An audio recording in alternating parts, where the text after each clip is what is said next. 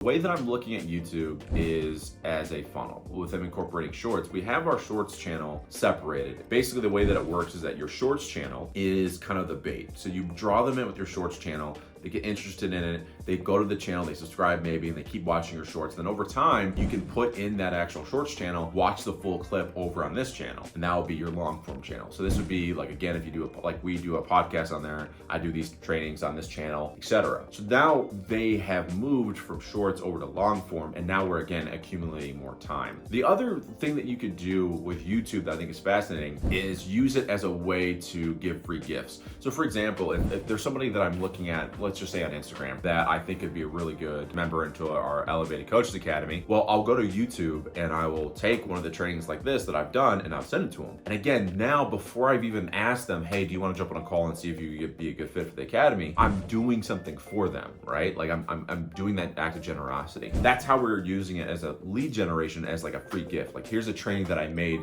for you, like for someone in your situation, check it out. And then after that, I can ask them, hey, do you want to jump on a call? But that's how I'm using YouTube as we're building the channel. I think what people go wrong is they go into it going, I want monetization. Like, I want to get paid for just creating. And that's great. But as a business owner, I'm using it as a way to be able to give gifts to people that I think could be a good fit.